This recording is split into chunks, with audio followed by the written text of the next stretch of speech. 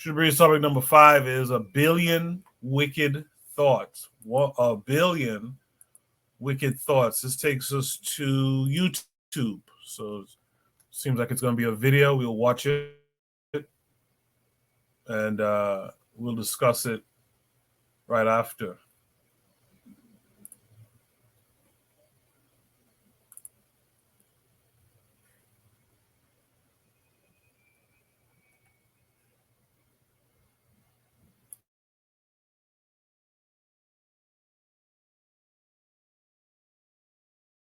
Called A Billion Wicked Thoughts that was written by a bunch of engineers at Google, and they were looking at billions of billions of Google searches. And you know, there's no shortage of pornography on the internet, and there's much less by proportion than there was when the internet was first invented. And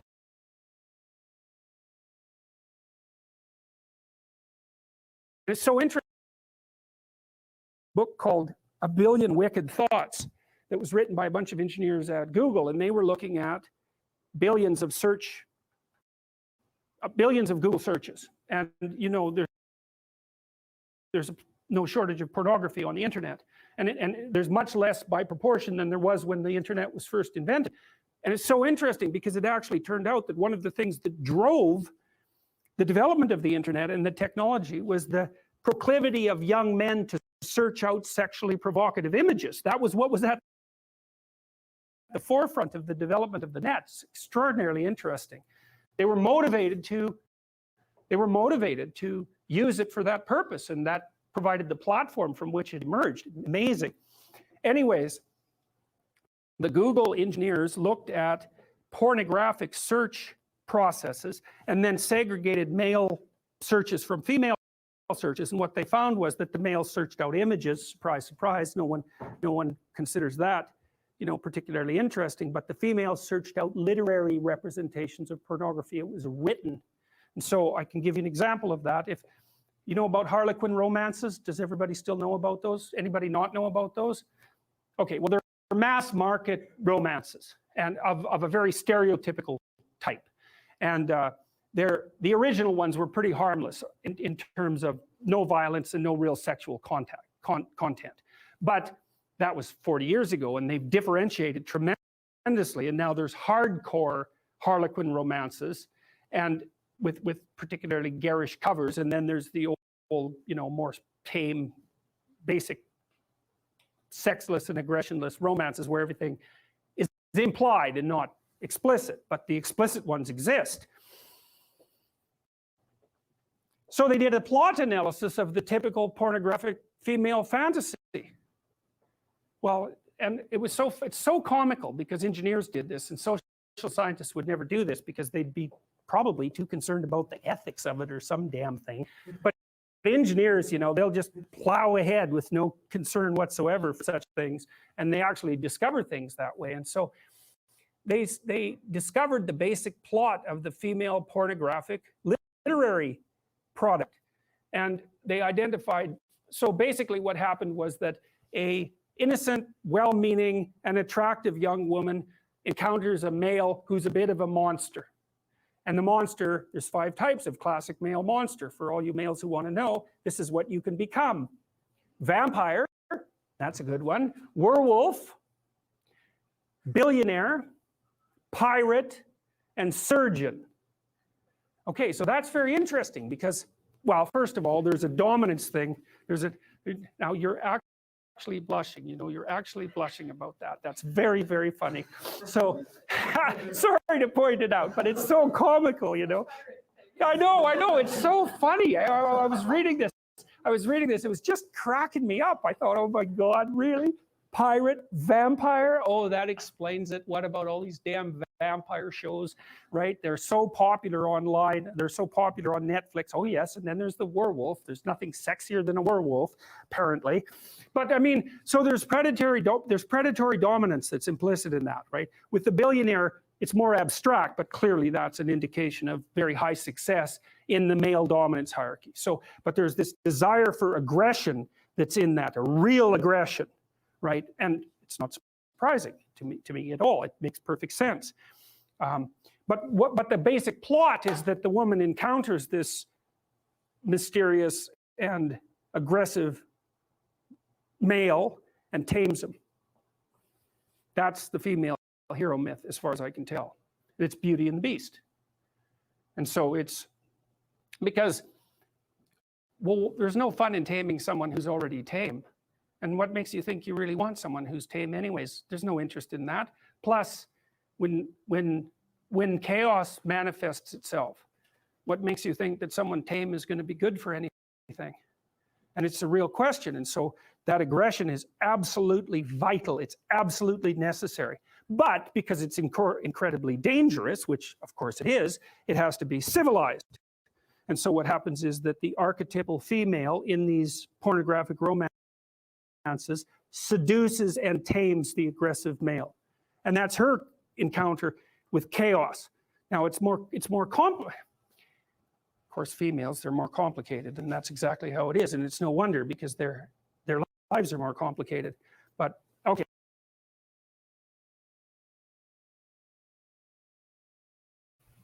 Yeah, I apologize if any of that lagginess was coming through in the restream of that video. My computer, I don't know what's up with this. I feel like they're messing with something.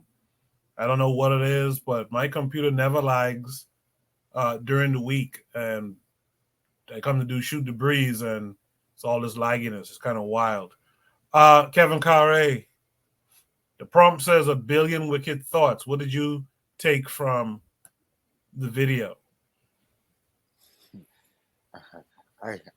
I'm still trying to comprehend this video, but when he was talking about the female thing and the monsters, I'm just thinking about when I was a kid and my friend used to find his father's tapes, and we used to go over and those 80s porn videos. I mean, it was new to me when you see also like what you talking about is like a screenplay.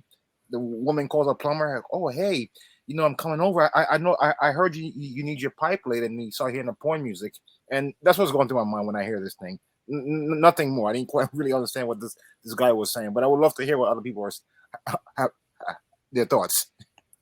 Marcus Garvey is the way in the chat says they like serial killers too. Look at Ted Bundy and Manson fans. Well, the thing is, with those 7 archetypes, they're all potential serial killers anyway. The vampire, the pirate, whatever else. They're all potentially serial killers. I don't think he needed to say that clearly, because we assume them to be, to have that capacity as well. Keto said, is that Jordan Peterson? I was wondering that as well. Buana Gaziki said yes. Marcus Garvey's the way he said, yeah, Peterson with his Kermit the Frog voice. And then Keto said, dude's a psycho. Right? Tanzan said elsewhere that surgeons are psychos. That's what she said in the chat. Tanzan, what say you? Yeah, I was just surprised that the surgeon was in that group, and I always suspected it's not a concrete suspicion, of course, but it's just a wild speculation. But yeah, there's something I bet psychotic about surgeons. Not all doctors, just the surgeon type. So yeah, that's all I have to say.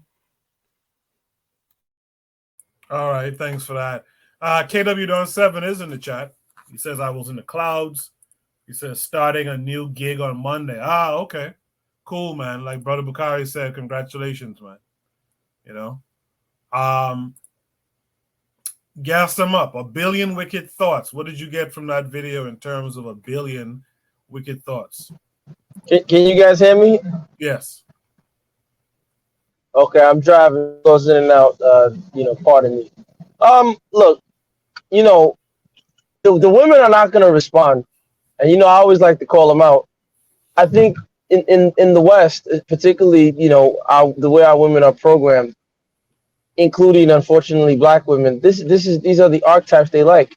they love a man in uniform, but a man in uniform is a sanctioned killer, right? A Right. police officer, a military man. These are sanctioned killers by the government. So as long as the government, gives him an A-OK of approval and he shoots, somebody, these women get excited by abusive men. They don't want to admit it, but they get excited. You see the thug loving, right? Thugs, these gangsters, whether they're black gangsters on the corner selling drugs or they're pharmaceutical executives selling drugs, it makes these women moist. So I think the real question is we have to start asking these women, what is it about these men that makes you want to tame these men? Why do you feel that you want this Beauty and the Beast binary? And we don't really put that pressure on women. We just a lot of times go along with women like abusive and thugs, we'll be gangsters and thugs. And so now of course we see, these men living out these thug behaviors. So like I said, I'm not surprised by it. There's so much literature. Then when I used to debate all these feminists in undergrad, there's guys like Herb Goldberg. He wrote a good book. It'll come back to me. Some of these good authors who wrote good books on, of course, Chinweizu, Esther Villar, The Manipulated Man, or The Polygamous Sex. Great books that one can read. So, I think it ties into the manipulation of men.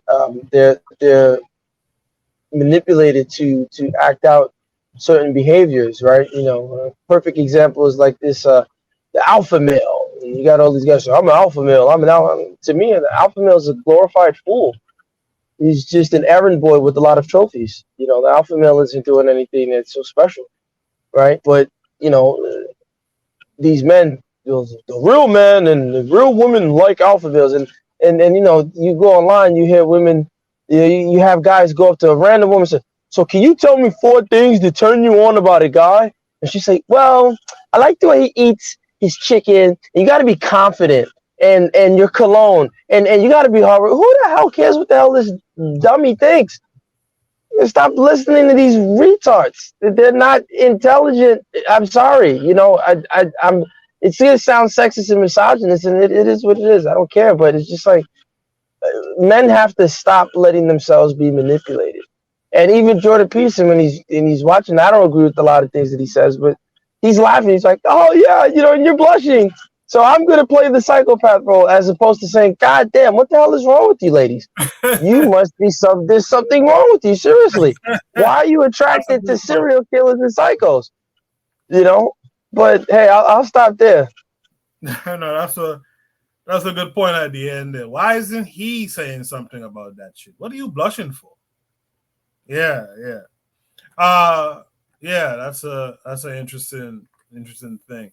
Real Black Gentleman, what say you? I mean, the previous, the person, gas him up already said everything I need to say. I mean, I'm going to be with him 100%. I'm a pass. All right. I appreciate that. Right to the point. Brother Bakari, what say you? Werewolves, vampires, pirates, that's what they are. That's how they see them. Big. Right. That's what they see. That's how they see themselves. That's why you're going to always see those types of movies. And guys, I'm an alpha male, man. But, I don't know what that is. You're an alphabet. You're the letter C. What is that? I don't know what that is.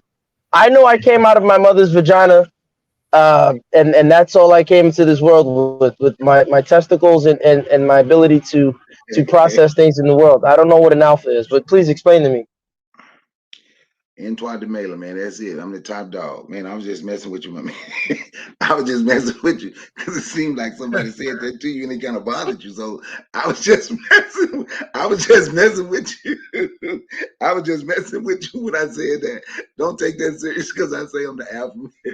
No, I don't. I honestly don't take it serious. I just laugh because it's just like we use these terms. It's like, what is an alpha exactly? No, I'm just clowning. But that's all I got to say about that prompt, Goku. Hey, that dude who comes into the saloon and then he kicks both doors open and then he says something, witty and clever, and then he shoots everybody and then he's the only one left standing. But Bakari, Brother Bakari, Yeah. we Gas and Azuli was right all along. They was right all along. I'm thinking I'm doing the right thing, and they calling us Sims here, Sims there, Sims this, Sims this. You know, who knew that Time and Marcus Garvey is the way is attracted to werewolf, psychopath, surgeon, vampires? Who knew? Who knew they was attracted to these? So I mean, we was wrong and tried to like go about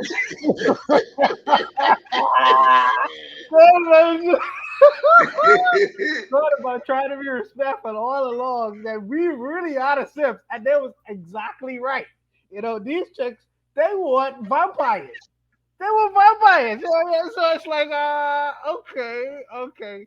So maybe we need to reconsider. Maybe we need to reconsider our position because obviously we're winning, and these brothers are winning. So we need to take a different approach to the whole situation, man. I don't know about you. No, I can't take. I don't know if I can take a different approach. We winning. Don't let them think it's all a facade. We winning, man. It's just a But facade. Makari, they're like werewolf vampire surgeons, man. I mean, what we gonna do? I mean, Okay, we out. We the odd man out. yeah, I guess you're absolutely right. We are the odd men out. So we just got to be around the ones that like us, man. That's the take. Yeah, it seems like we the odd man out. Zuli them was right all along, man. We friggin' Sims, I guess. Wow, wow. You know, But time. Wano, what are your thoughts? A billion wicked thoughts. What are your Oh, thoughts on it? I think it was interesting that the when the algorithms check the habits of the women and the men, the fact that the men actually, well, you know what men go for. We go for the smut. You know, we go for the most disgusting things that we could find just to look at, and you know. But the women, they are more attracted to a different perspective as far as the story. They like the story. They like to be sold a story, and the fact that they also are control freaks because ultimately the ultimate aim is to tame the beast. Is to tame the beast. So I think that was very interesting because I never knew that. You know, ultimately the woman, how she gets off is she wants to tame the savage beast. So this is the reason why they chase after certain people they chase after. It really tells the story and explains a whole lot of things that causes us to scratch our head and like, why would she date him? You know, ultimately her aim is to control him. Ultimately her aim is to take possession of him and to civilize him. So I didn't really know that going in, but I really appreciate this because the algorithm is not gonna lie. You know, it's like they're typing these things and searching for these kinds of stories to get their jackpots. So it's just an interesting thing, you know, for me.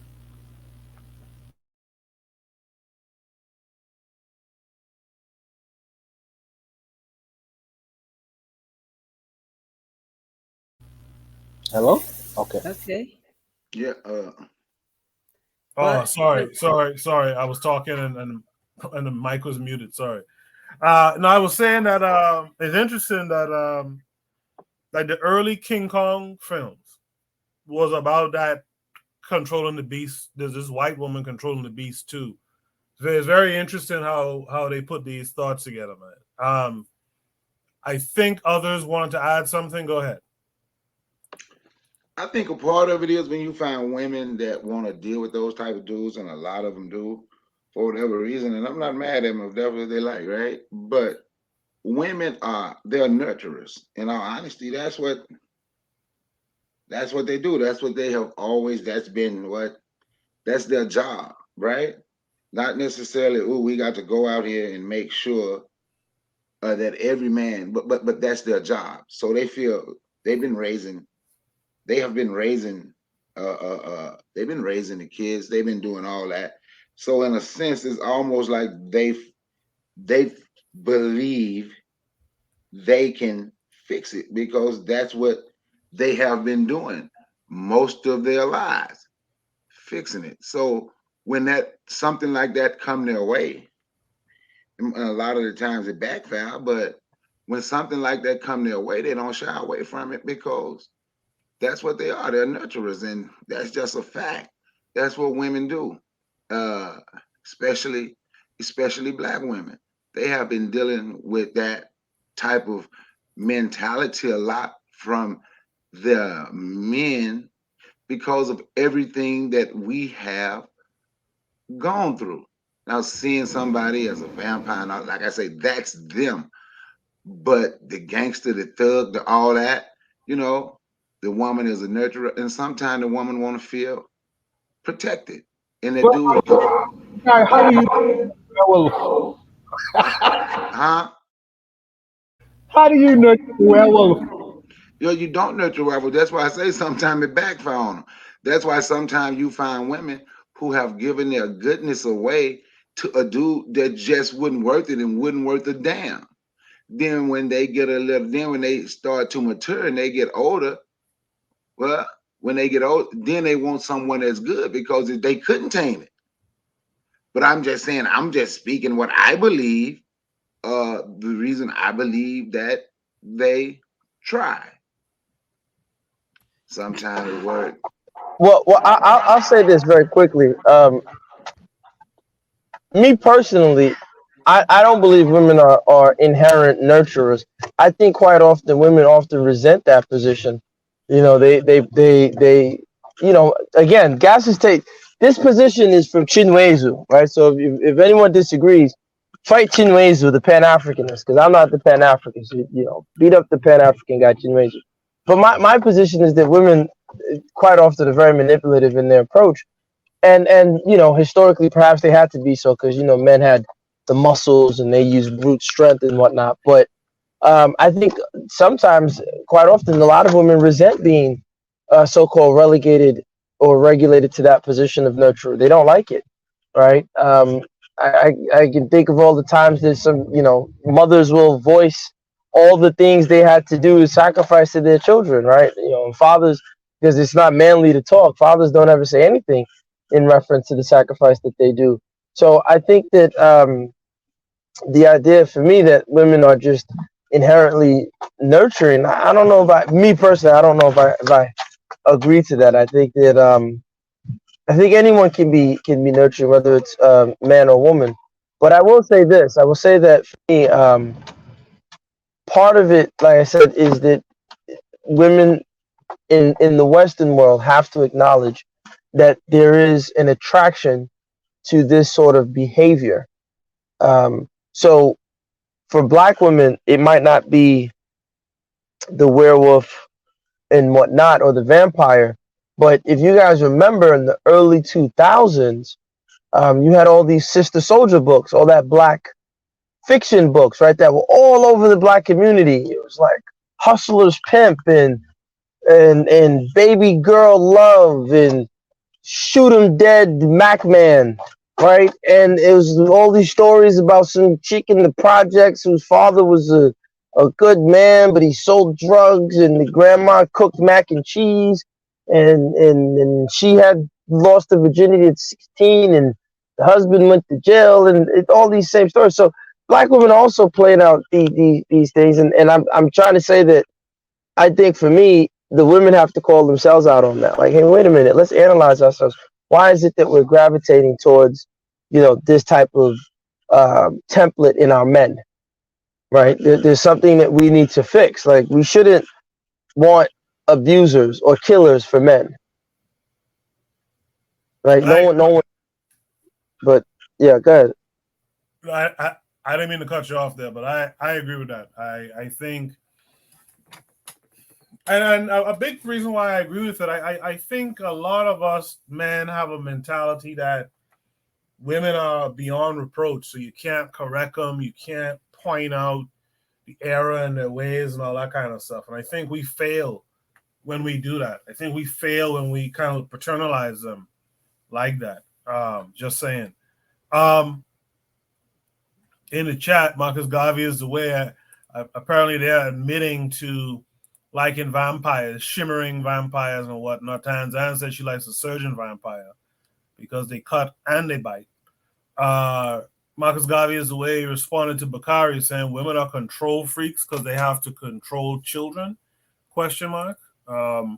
Keto No, she says, wouldn't respond to me. I ain't call them a control freak. I say they're nurturers.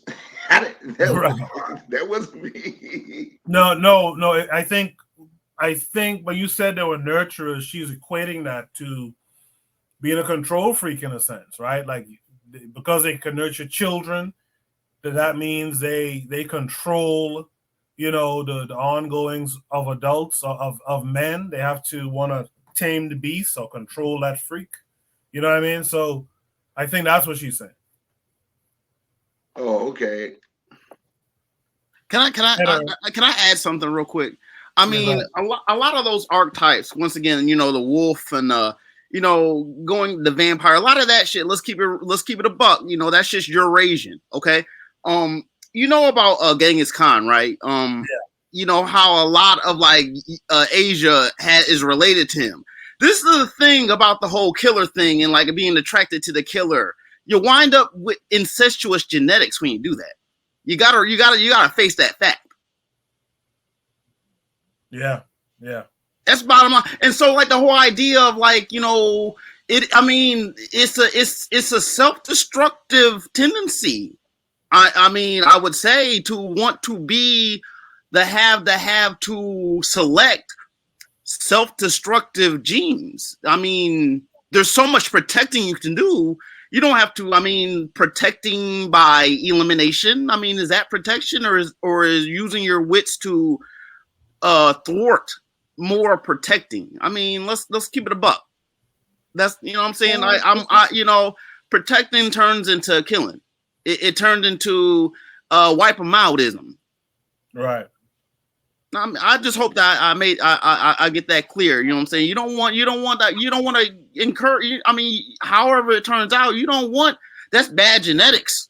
You want genetic diversity, and the best way to do that is to make sure that not everyone's kind of breeding with the same people. I'm past. Right. I think Tanzan wants to add something. Yeah. Well, this idea about control and the attraction towards the the sort of dark characters in fiction or in real life, and while these archetypes that Peterson mentioned, and there's some flaws in his, but I won't get into that. But the typical ones, they have one thing in common, that except maybe the surgeon, I don't know what the surgeon's weaknesses is, but they have one thing in common, that they are both people, characters with strength with one glaring weakness. The vampire, they can't come out at night, and the werewolf is under the control of the moon. And which was the other one? The pirate is this outside of the law, but he's still subject to the violence of the seas and so on. The surgeon, and I can't remember the fifth one. But in any case, I think it comes from the the female, not to control, but to powerlessness, because it's like a fellow feeling of, you might seem so strong, but there's some weakness still in you that I can come in and fill up or something like that. So even with the criminal, especially these women, they tend to throw themselves at these criminals, usually after they have been incarcerated. You wouldn't have, somebody who is a known murderer just walking around and women wanting him. It's usually under that he's in control in the prison system. Therefore, you have some control over, your interaction with him. So he might have that, seeming power of murdering people, but at the same time, he's safely locked away, in the system. So sometimes it's also an expression of the powerlessness that women feel, and that they want to see that in the males that they choose. That's That's interesting. So they allegedly feel powerless. So the way they get power is by selecting murderous psychopaths, basically, right? And it's interesting. You also said the werewolf controlled by the moon, which in many ancient societies was seen as a female deity, which was tied to the mother or tied to menstruation, right? So like I said, for me, I think the women in the chat got some explaining to do. Maybe they can tell us more about the psyche of some of these women and as to why they're What is the attraction to abusive men who, even if they're not abusing you, but they're definitely abusing others? What is the attraction to that type of man? I think it's that song. Protection. Well, that's one thing, but I think it's also that song by Beats International. I don't care what you do to them, just be good to me. So, you know, some people see that as, well, if I get into the shadow of, darkness, I will not be susceptible to it or something like that. Yeah. So basically, as long as the man isn't, and that's why I said being a gentleman, right? It's like, pardon the noise in the background. So basically, as long as he's killing others but not killing me, everything is fine. And then also, I forgot to add this point real quick. I had this conversation years ago with some women who would say, "Oh, women, we're natural nurturers, blah blah blah. We care." And I said, "Get the hell out of here with that." I put it out there. I said that if that's the case, how come more women are worried about what their husband or their boyfriend is doing with his penis, barring STDs, of course, but they're not out here taking that same energy to feed homeless children? I've seen so many homeless kids and sick kids and crackheads in the city of New York, and none of these women is out here feeding them and doing things and clothing them. Some are, don't get me wrong, but they're not, but they got all the energy to look at their husband's phone or look at their boyfriend's phone. You get what I'm saying? It's like, take that energy and put it to feed some homeless kids. I know a lot of women that do that. It sounds like you might have a problem with women, but Yeah, you see, Brother Card, that's what I'm saying. Being critical of women, right? It's interesting. I'm not coming to you, but it's so. Think about it, right? The fact that gas, and I think I'm one of the few that speaks. I'm not gonna have a filter, but the fact that I say these things, instantly we've been conditioned to say, "Oh, you must have a problem with women. You must hate women," because we're taught to. If we are critical, it's such sophistry. It's just such BS criticism that it's like, what's the point of even being critical if we're not going to pinpoint certain issues, right? Do you see that, like how that we're programmed to not even speak out against certain things or speak out against things we observe? well, no, well, I'm not saying you can't speak out against it, but it's okay to speak out against certain. It's okay to speak out against certain things, but uh me personally, like everything can't be. It almost come off where everything is just almost negative toward women. But I wouldn't go even. But my thing is, because you asked a question, right? You said, why do they choose those men, right? I'm just going on what I believe, right? I'm going on what I believe. I believe women think they're gonna have some type of protection. I really do. They fall for the facade. He sound tough. He act a certain way, and he could be absolute wimp, but he know how to carry himself and he know how to sound a certain way. So it's protection. And I don't know. I've heard so many women say, and I have no idea why. And that is a question. Now, I'm not saying I just disagreed with everything that you said, because I hear so many women say, yeah, like the bad boys. The bad boys more fun. The bad boys more fun. Matter of fact, I was listening to a talk show today, and some women on there. There was a woman on there talking about that. Say you find a man who's a good father, who's going to work every day or coming home and cooking and cleaning, and he's a good family man. Say you find a lot of women that's gonna find that man boring. So I'm considered boring. But and I already know I'm considered boring. Uh So, matter of fact, some of that stuff I just said, guys, I can take that back. I done had women tell me I'm strange and different. I think a man and a woman supposed to be together and you supposed to have a family. I literally had women tell me that's strange. That's strange and different.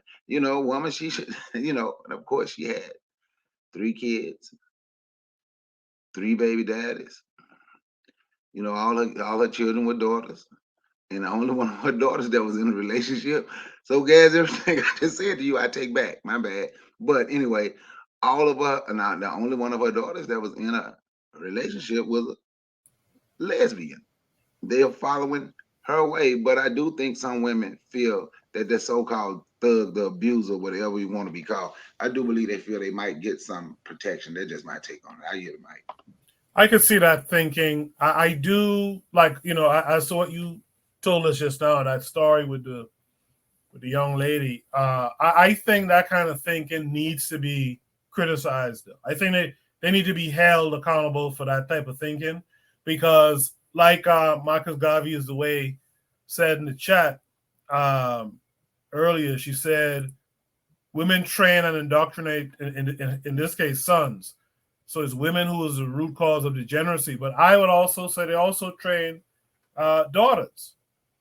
You know what I mean? And so we got to take them type of women, I believe, the task for that type of thinking, to try to at least stop them from proliferating that type of thought to the young women who are coming up who might be in their purview, right? I think we have to start dealing with that, and we can't have a thing where when a man goes to point out, listen, that's not good for the nation ultimately. That's not good for relationships. That's not good to build anything with. That's not good, blah, blah, blah.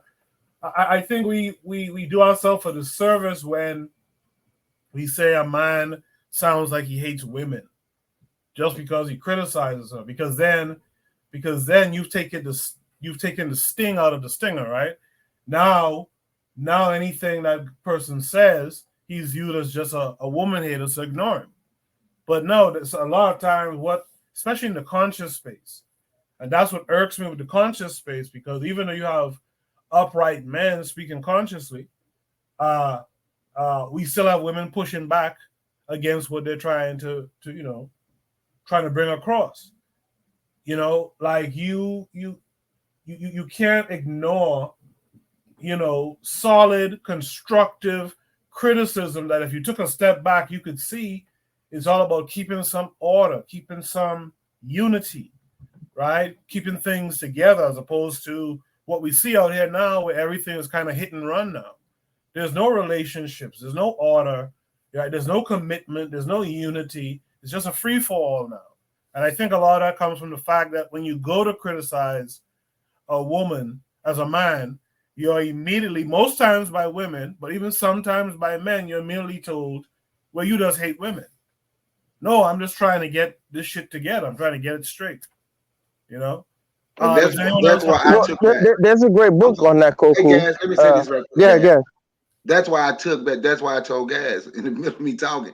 And you know what? As I speak, I'm taking back a lot of stuff I just said to you as I was speaking. That's why I was taking it back.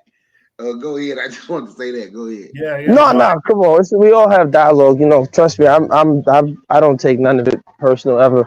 There's a great book, Koku, on that. I remember reading a while back. Nancy Friday. She wrote a book called My Mother, Myself, and I think it's one of the few books that is out there where a woman, particularly a woman, starts to analyze the imprint psychologically and mentally that the mother has on her daughter, right?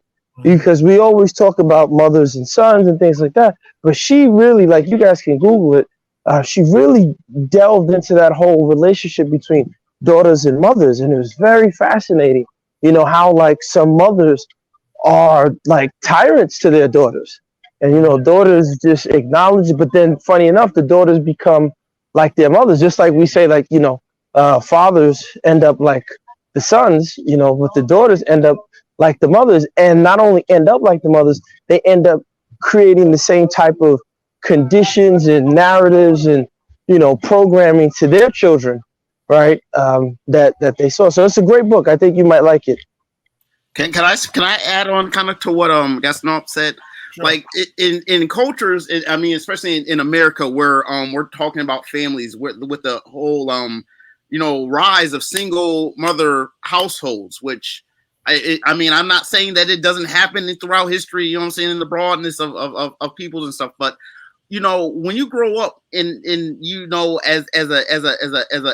a young man, right, you see women, right, as a woman in a single mother household, the men, because they're not in the house because of various policies and whatnot, there's a difference in how young women see men.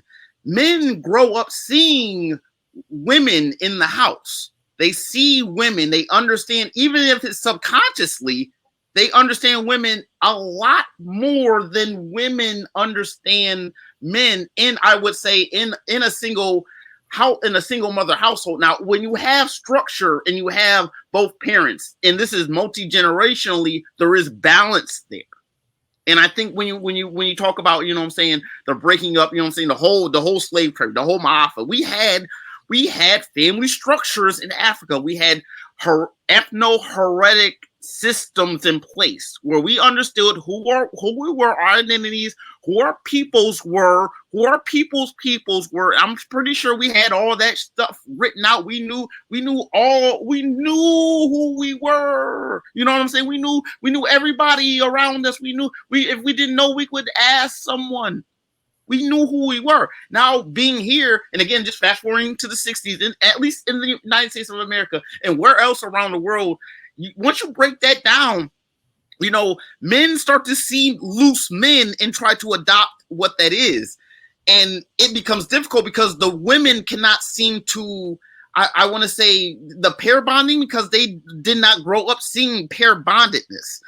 And I mean, in again, with men, I guess, again, to be sensitive, I guess, to the women, knowing this, you do have to realize that they really don't know men as well as they think they do. You know what I'm saying? Women in this country, black women, really, you know, they don't know men as well as they think they do. They understand, you know, they might understand the whole sex drive and how to get that, but they don't really get it because they didn't grow up with it in the house day to day. I'm gonna pass on that.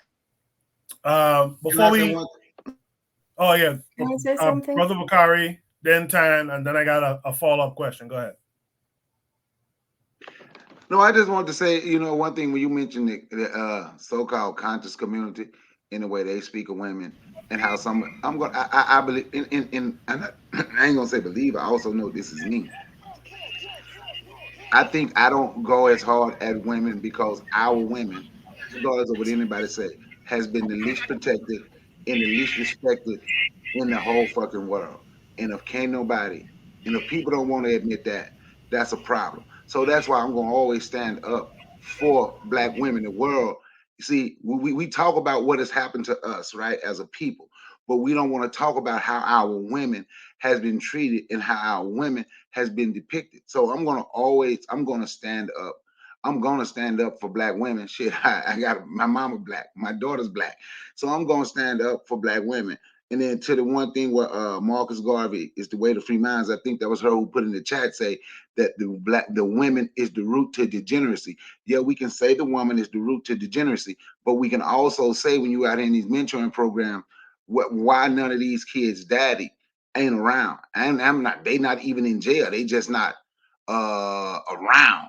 Like I said, I can tell you about one I met. He is around, but he just brag on how, man, I'm glad you being a mentor to my son, because shit, I ain't got time for it, man. I'm still doing my thing. I ain't got time to be doing that shit. I ain't trying to take him fishing or nothing. So it goes both ways. And if we only going to look at it one way and make like our women, you know, we're going to just point out all the negative of our women. That's going to always be a problem, like for me anyway. And I yield the mic. I appreciate that, Bakari. Tan? Yes. For me, I think that we have to look at, you know, the notion of protection and the notion of control. Like I said, it's not so much, for me, I would think that if the women want protection, who do they want protection against? Most of the time, women want protection against other men. So it's the men who are causing, you know, the danger, and it's the men that they seek protection from. So, you know, if women want protection, they should, you know, look to their men for protection against, because who are they being protected against? Their own men or another group of men? So that's the first thing. And then the second thing, when it comes to, you know, the idea of choice, that's also an important thing, because I think Lero was saying that you know, the women who are attracted to bad boys, you know, it's the fun. No, it's not the fun. They don't want. It's not the protection that they're seeking from the bad boys. In fact, for those women, most of them know that the men are either going to end up dead or in jail. So they know that they're probably not going to get the protection that they need, either physically. And also, when it comes to protection in this day and age, is, you know, a woman can live. A woman technically does not really need the physical protection of a man. You know, the same thing that she can protect herself with, you know, he can protect himself with as well. And you know, that's the, you know, but it's not that men are not necessary for protection. It's just that a woman can live without it, you know, because there are other ways of have, you know, in the past or in some societies, a woman does need a man to physically protect her, and you know, at all times, or you know, at all that. So I don't really think that, you know, maybe some women did that for protection, but I don't see it as that. I think that is the same mindset, like Lero said, where they both have a taste for danger. They both have a taste for, you know, that life, that more Bonnie and Clyde mindset. So, you know, they're both equally going for the same thing, you know, the fast life where it doesn't matter what happens. But I do agree that for women who do want that protection, the best choice for them is to, you know, to get under the protection of a man, because that's the only way that you're going to be protected from another man. So yeah, that's all I'm saying. All right, I appreciate that, Tan. Let me tee up what Shoot the Breeze topic number 6 is going to be. Shoot the Breeze, Brother Bakari in the chat said, Tanzan, I'm glad you said that. Here in Atlanta, they're asking black women not to go to gas station at night by themselves for fear of violence. They're pumping gas with gun in one hand. Let me set up Shoot the Breeze topic number 6, but before we actually discuss it, I want to do a station ID break just to remind you guys of some things so you can get up, stretch your legs, or whatever. We'll be right back in a minute.